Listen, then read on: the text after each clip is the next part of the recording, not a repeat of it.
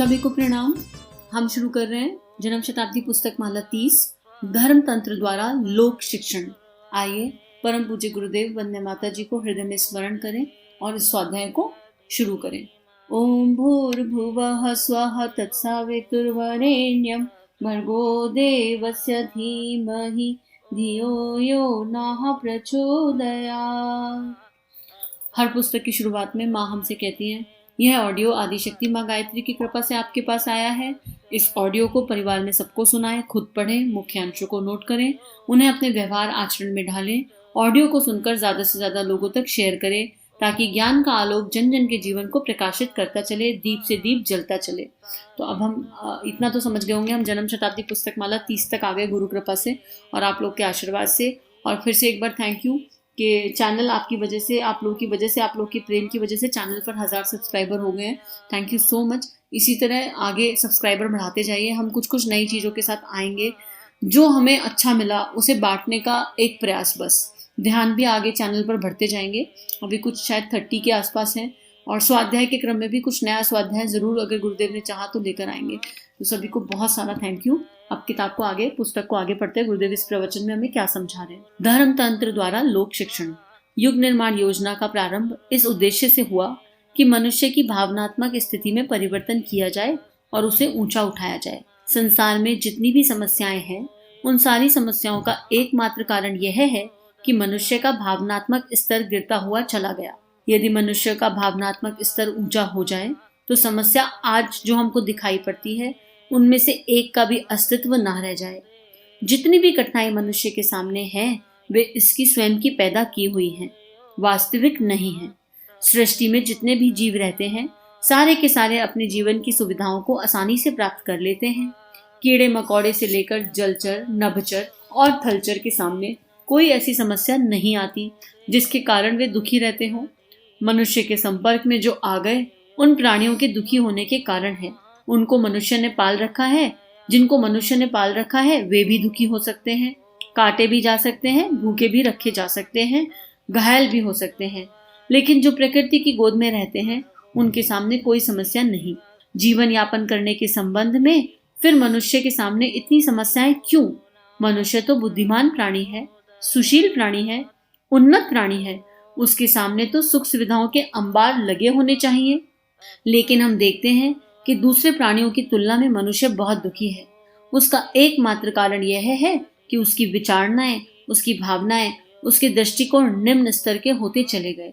अगर यह स्तर उनका ऊंचा उठा रहा होता तो अभावग्रस्त स्थितियों में भी मनुष्य ने शांति का जीवन जिया होता। कहा जाता रहा है कि संपदाएं मनुष्य के पास होंगी, सुख सुविधाएं मनुष्य के पास होंगी तो वह समुन्नत होगा, सुखी होगा और आनंद से रहेगा। लेकिन यह बात सही नहीं है।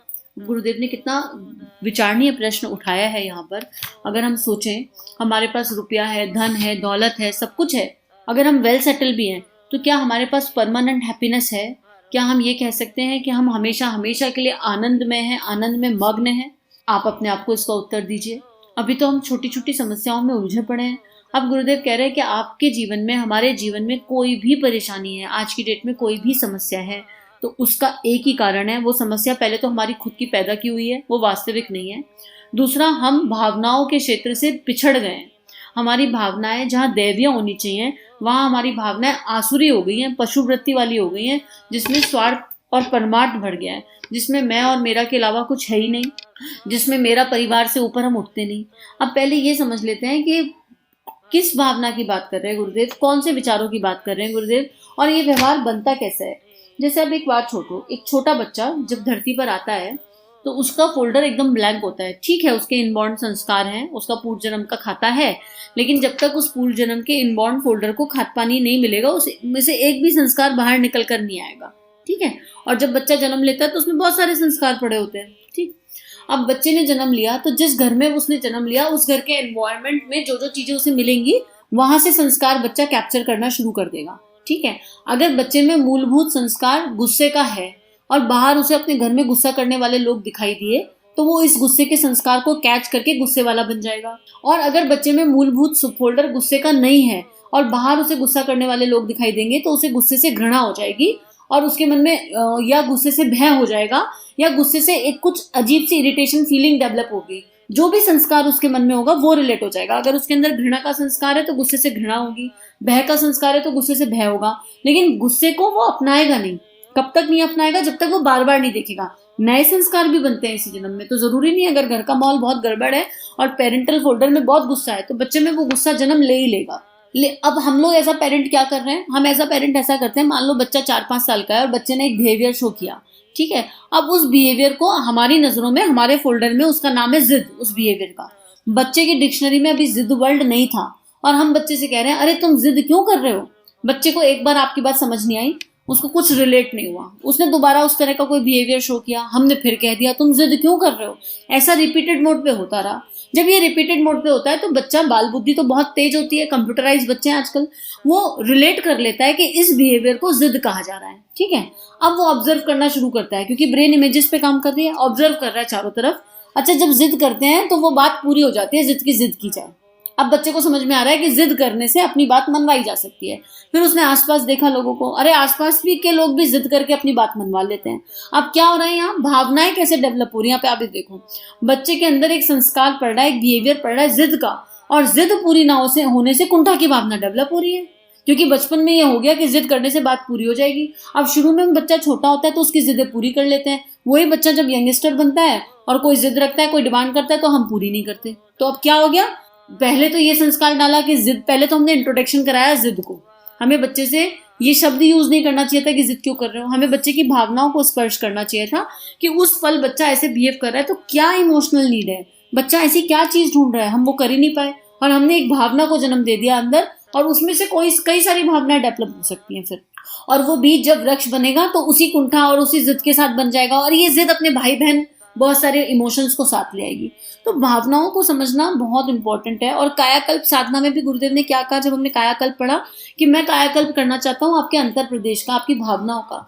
हमारी भावनाओं में क्या होना चाहिए? केवल कुछ एक भाव है जो मनुष्य को सूट करते हैं, दैवीय भाव। वो क्या भाव है? करुणा, दया, संवेदना, सत्य और प्रेम और भक्ति का भाव, श्रद्धा का भाव, आस्था का भाव, निष्ठा का भाव, कर्तव्य परायणता का भाव। ये श्रेष्ठ भावनाएं हमारे हृदय में होनी चाहिए। इसके अलावा अगर कोई भी और भाव हृदय में है तो अभी हमें समझना पड़ेगा कि अभी तो हमारा अध्यात्म का आ भी समझ नहीं आया। और हम लोग उलझे कहाँ रहते हैं?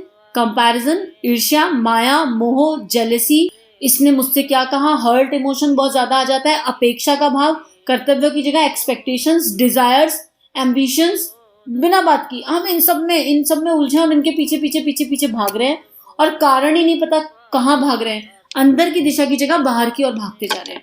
और फिर जब इनमें से एक भी इमोशन अनएड्रेस्ड, अनएक्नॉलेज रह जाता है तो फिर हमारे अंदर इसके भाई बहन जन्म लेने लगते हैं, अहंकार जन्म लेने लगता है, कोई चीज की पूर्णता ही नहीं होती और हम परेशान हो जाते हैं। तो गुरुदेव यहाँ बहुत ही प्यारी चीज पर हाथ रख रहे हैं। अगर हम समझ जाएं कि केवल और केवल मनुष्य का जन्म इसलिए हुआ है कि वो पशु भावना से मनुष्य बने। पहले तो पशु भावना मतलब खाना पीना सोना बच्चे पैदा करना, ये पशु योनि हो गई।